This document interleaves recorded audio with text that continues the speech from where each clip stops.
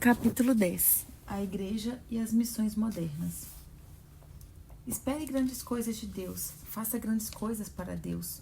William Carey. A grande comissão de Jesus Cristo define a missão da Igreja.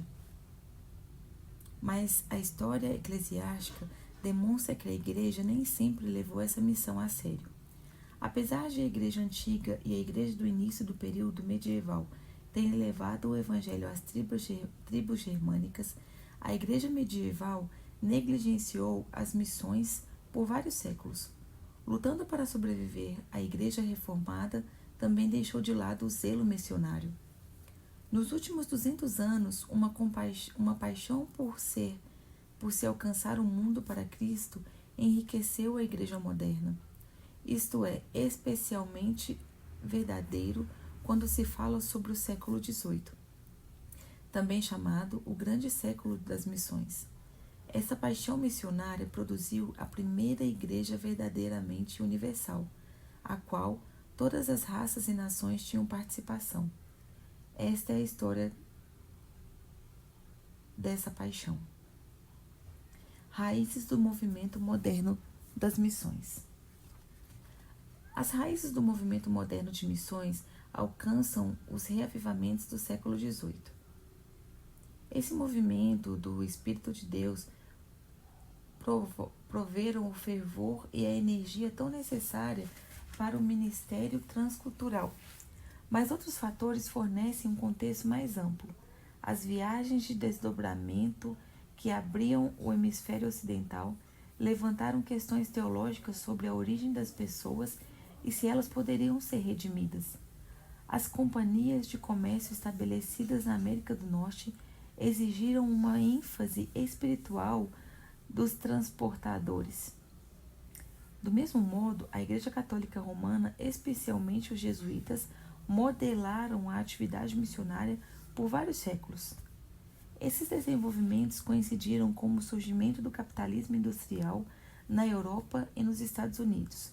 À medida que o capitalismo se espalhou, a necessidade de matéria-prima e de mercados para bens manufaturados criou a necessidade de conquista dos continentes restantes, África e Ásia. As maiores potências europeias, França, Inglaterra e Holanda, competiam para colonizar esses continentes. O século XVIII foi o século do imperialismo. A maioria dos europeus, incluindo cristãos protestantes, olhava para a atividade imperialista como alvo de levar os benefícios do capitalismo, da democracia e do cristianismo ao mundo carente. O escritor Rudyard Kipling denominou essa situação o fardo do homem branco. Comércio, hospitais, estradas e desenvolvimento industrial realmente foram levados a esses continentes, mas, junto com tudo isso, chegou o racismo e a exploração. William Carey, o país das missões modernas. À medida que os colonizadores se lançaram rumo à África e à Ásia, levaram consigo o Evangelho. As primeiras sociedades missionárias foram as agências de envio. A Missão Wally dinamarquesa, a Scottish Society for Propagating Christian, que em português significa Sociedade Escocesa para a Propagação do Conhecimento Cristão, e as Missões Moravianas. Todas essas sociedades deviam a existência aos reavivamentos pietistas do século XVIII, mas foi William Carey, fundador da particular Sociedade Batista Particular para a Propagação do Evangelho entre os Pagãos, que se tornou o pai das missões modernas. Como professor, Carey era apaixonado pelas histórias das descobertas do Capitão Cook no Pacífico. O cruzamento das histórias com a fé batista produziu a profunda convicção de que a Igreja tinha a obrigação de proclamar as novas de Jesus Cristo aos povos não alcançados do mundo. Ele se uniu a outros irmãos que pensavam da mesma maneira e fundou a Particular Batista Sociedade, a Sociedade Batista Particular. Em 1793, Ele e sua família foram para o Calcutá, na Índia. A obra foi difícil, mas frutífera, e seu entusiasmo e intensidade contribuíram muito para fazer com que outros se aventurassem a sair de suas terras. Sua famosa frase, espere grandes coisas de Deus, faça grandes coisas para Deus, inspira pessoas até hoje. O Ministério de Carey na Índia forneceu um modelo para as missões modernas. Primeiramente, ele dependia de doações de indivíduos e das igrejas. Em segundo lugar, Carey se comunicava regularmente com as pessoas e as igrejas que o haviam enviado, o que gerou um aumento do interesse por missões. Em terceiro lugar, ele traduziu a Bíblia para a população indiana. Com um dom inato para o aprendizado de línguas, Carey traduziu a Bíblia ou parte dela para 35 idiomas diferentes. Quarto, além de plantar igrejas, a obra de Carey e de seus seguidores fornecia ajuda médica e educação como parte do ministério. Por fim, a mensagem do Evangelho tinha implicações sociais e culturais. Carey trabalhou pessoalmente para pôr fim ao costume de queimar viúvas na pira funerária dos maridos. Outros afirmaram que o sistema indiano de castas era errado. Ou os membros de castas mais baixas da Índia, os intocáveis, e as mulheres indianas descobriram a liberdade pessoal propagada pelo cristianismo. Outros seguiram nos caminhos de Carey. Adoniram Judson, missionário batista da América do Norte, realizou um trabalho pioneiro semelhante ao de Carey na antiga Birmânia, atualmente Myanmar. Um grupo de congregacionais ingleses, dentre os quais David Livingstone e Robert Moffat, fundou a London Missionary Society, Sociedade Missionária de Londres, que realizou trabalho pioneiro no sul da África. Missões nos primórdios dos Estados Unidos. A reunião de oração do Monte de Feno lançou um movimento missionário na América do Norte. Em 1806, estudantes do Williams College, em Massachusetts, abrigaram-se de uma tempestade sobre o Monte de Feno para a realização de uma reunião de oração. O seu lema era: podemos fazer se quisermos. A sociedade resultante tornou-se conhecida por uma junta americana de comissionários para missões estrangeiras. À época do final da Guerra Civil Norte-Americana, 15 juntas missionárias serviam as principais denominações americanas. O exemplo de James Hudson Taylor. Porém, o movimento moderno das missões encontrou seu grande poder e influência nos movimentos missionários fundados por James Hudson Taylor. Nascido na Inglaterra, Taylor passou por uma profunda conversão espiritual aos 17 anos. Ele sentiu um claro chamado para ir ao praticamente isolado Império Chinês, onde começou seu ministério em 1854. Forçado a voltar à Inglaterra em razão de problemas de saúde, Taylor dedicou-se a fundar e então liderar a China Inland Mission, missão para o interior da China. Fortemente interdenominacional e dependente de Deus para o sustento, a CIM tornou-se a vanguarda do despertamento espiritual chinês. Taylor voltou para a China, onde liderou meticulosamente a abertura de cada província para o Evangelho. Em 1895, haviam 641 missionários da CIM. Por meio de seus escritos e de viagens de pregação por todo o mundo, a influência de Taylor se estendeu para muito além da China. Hoje, os movimentos missionários que ele fundou incluem pelo menos 15 mil missionários representados para mais de 75 diferentes missões.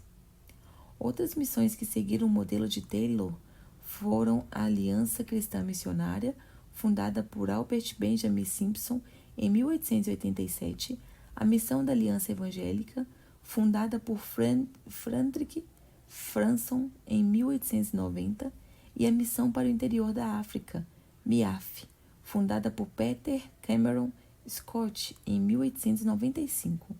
Nas primeiras décadas do século XX, dezenas de outras foram fundadas. As contribuições das missões modernas. Os feitos do movimento missionário moderno são fenomenais. Em primeiro lugar, verdadeiramente milhões de pessoas encontraram a vida eterna. Todas as etnias e raças e grupos linguísticos, então, estão agora representados na Igreja Universal de Jesus Cristo. Em segundo lugar, igrejas nacionais, junto com um grande número de igrejas locais, existem agora em quase todas as nações. Terceiro, as agências missionárias estabeleceram milhares de instituições educacionais por todo o mundo. Quarto, o cristianismo tornou-se uma força libertadora para mulheres e outros grupos menos privilegiados nas culturas nativas. Glória a Deus. As implicações sociais e éticas da fé cristã normalmente têm feito profundos e transformadores, têm efeitos profundos e transformadores nas culturas nacionais.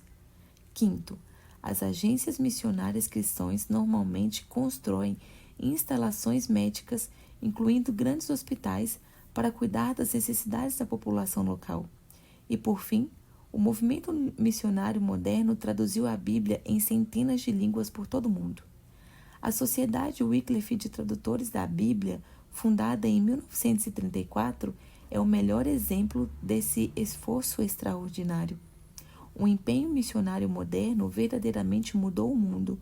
Os Estados Unidos enviaram a maior parte dos missionários desse movimento e os reavivamentos que pontuaram a história americana forneceram o catalisador para esse exercício de agentes de mudança. Perguntas para debate.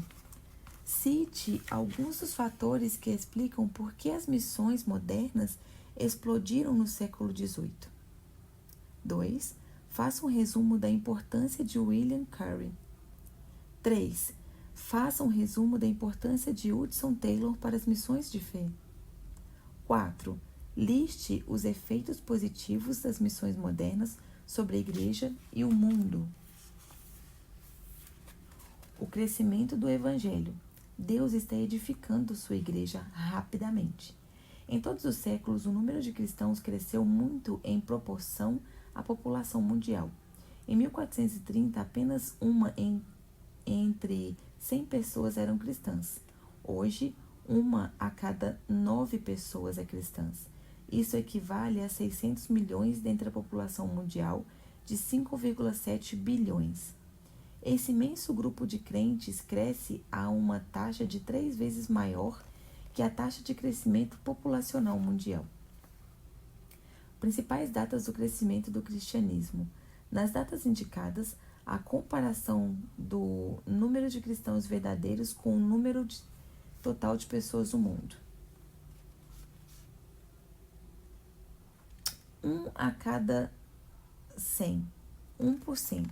Em 1430, 1 para cada 99 depois de 1430 anos. Em 1790, 1 para cada 49 depois de 360 anos. Em 1940, 1 para cada 32 depois de 150 anos. Em 1960, 1 para cada 24 depois de 20 anos. Em 1970, 1 para cada 19 depois de 10 anos. Em 1980, 1 para cada 16 depois de 10 anos.